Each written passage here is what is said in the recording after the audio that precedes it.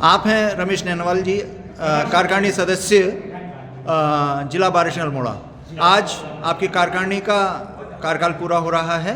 आपके कार्यकाल में आर्थिक रूप से आपकी क्या क्या उपलब्धियां रही? जी, मेरा नाम रमाशंकर नैनवाल है। मैं कार्यकारिणी सदस्य रहा हूँ।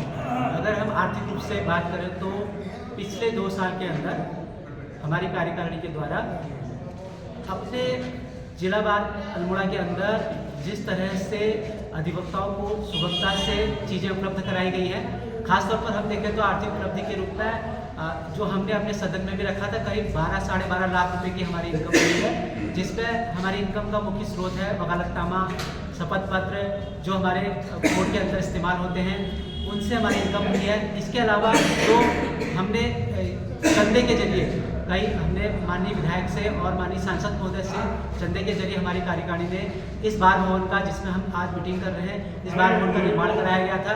ये हमारी मुख्य रूप से आर्थिक गतिविधियां रही है, आर्थिक उपलब्धियां रही है। Thank you.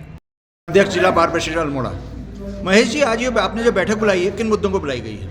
ये हम लोगों का आज विधिवत 2 साल का कार्यकाल पूरा हो चुका है और 2 साल के कार्यकाल की जो उपलब्धियां रही हैं, हमने ये बार भवन का निर्माण इस 2 सालों में करवाया है। हमने अल्मोड़ा बार का जो रजिस्ट्रेशन था वो बहुत लंबे समय से पेंडिंग था, उस रजिस्ट्रेशन को रिन्यूअल कराया है और एक बढ़िया संशोधनों के साथ नया रजिस्ट्रेशन बायलॉज हमने अल्मोड़े का तैयार किया है। उसके अलावा इन पूरे 2 सालों में जो भी हमारी गतिविधियां रही है अधिवक्ताओं के हित में, यहाँ से लेकर देहरादून तक भी हमने मार्च किया है, उन सारी चीज़ों को आज पटल पर रखा है और नए चुनाव कराने के लिए आज हमने चुनाव संचालन समिति का गठन भी कर दिया है। आगामी 20 दिनों के अंदर चुनाव संचालन समिति नए चुनाव करवाएगी। आपके अध्यक्ष का 2 वर्ष के कार्यकाल में आपकी क्या उपलब्धियां रहीं और ऐसे क्या काम रहेगी जो आप आगामी कार्यकारिणी को सौंपने जा रहे हैं?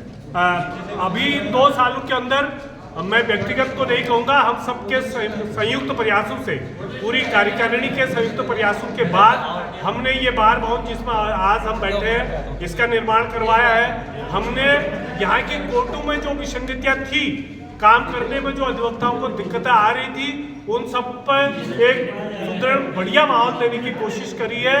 हमारे अधिवक्ताओं को कलेक्टेट में जो दिक्कतें थी, जुडिशरी में जो दिक्कतें थी, वहाँ बढ़िया माहौल हमने अधिवक्ताओं के लिए बनाने की कोशिश की है।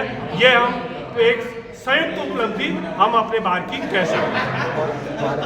आप क्या विरासत में देके जा रहे हैं? हम विरासत में नए अधिवक्ताओं को एक बढ़िया परिपाटी, एक बहुत बढ़िया परिपाटी जिसमें कोई जूनियर सीनियर से लेके और काम करने की जिसमें सुगमता रहेगी, उन सब वो बढ़िया सा माहौल जिसमें अधिवक्ता सुगमता से काम कर सके कोर्ट के अंदर, वो माहौल हम वो परिपाटी हम छोड़ के जाते हैं। आज आपने नई कार्यकारिणी को लेकर चुनाव समिति की घोषणा भी कर दी है। इस कार्यकारिणी में आपने किन किन लोगों को शामिल किया है? मैंने नई कार्यकारिणी में मुख्य चुनाव संयोजक होंगे पंकज लटवाल जी, उनके साथ श्रीमती अमिता चौधरी, श्री मुरली मनोहर भट्ट जी, श्री एजाज अंसारी जी, श्री रोहित कार्की जी, श्री देवाशीष नेगी जी। ये चुनाव समिति अपना कितने समय में ये अपना चुनाव करा के और नए 21 दिन, अधिकतम 21 दिन के अंदर ये चुनाव करा लेंगे। आपके कितने प्रत्याशी रहेंगे इस चुनाव में?